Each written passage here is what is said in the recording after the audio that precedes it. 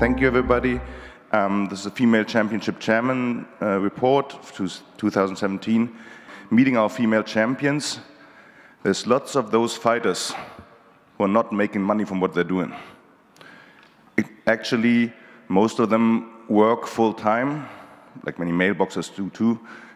So female boxing, as I felt, is just, in some cases, even more passionate than male boxing, just because these women are not making huge amounts of money, and we want to change that, because we feel that they deserve an equal pay and equal treatment, and we're very happy that in 2017 we reached one milestone by having a female main event on US TV, actually two. Clarissa Shields, a two-time Olympic gold medalist, she won our silver title first, then she captured our world title against Nikki Adler in great fights.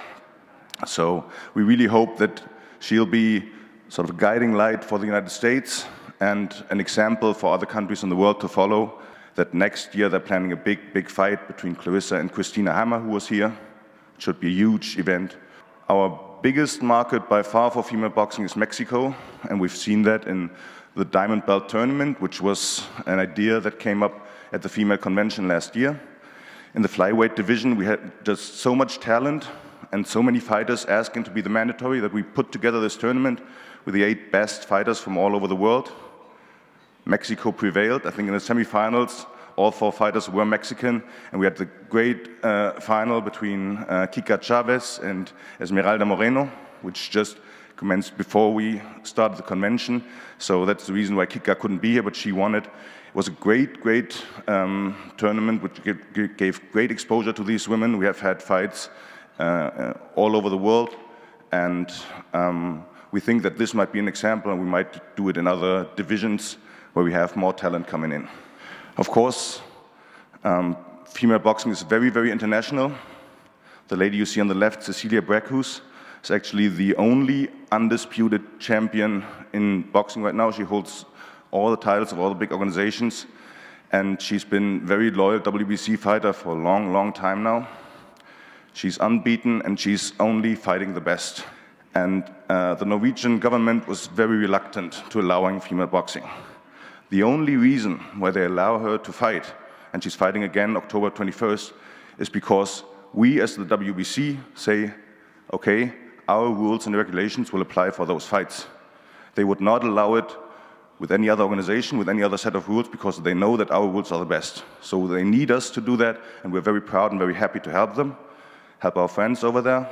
Cecilia has fought already twice this year, and I have to say Cecilia is really one of those examples who makes good money with what she's doing, because they have pay-per-view in Norway. All of Scandinavia is a great market for female boxing, and we hope that other countries will also follow that example.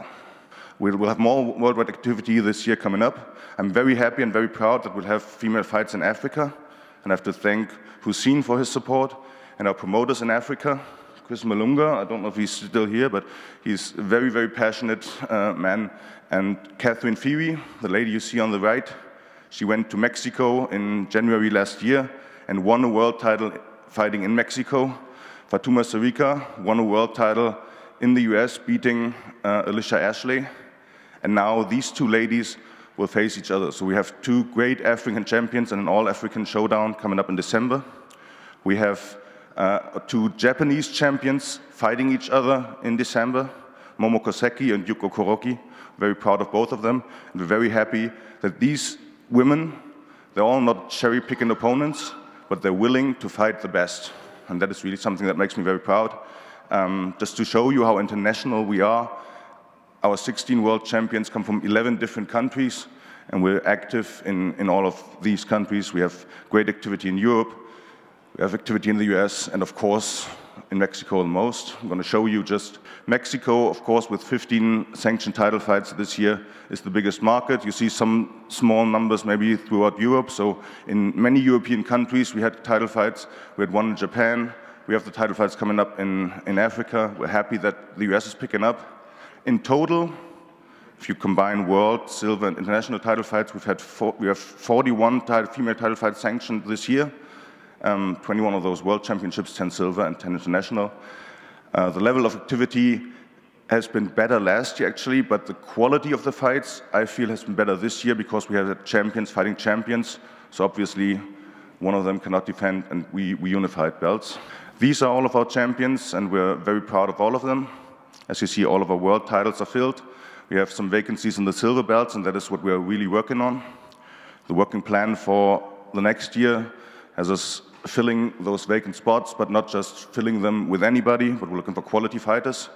And of course, as you saw on the world map, South America and Asia, we really want to work on those markets. So anybody who can help us with that, anybody who has fighters, who knows fighters, come and approach me, approach Jill, approach Mo. Thank you very much.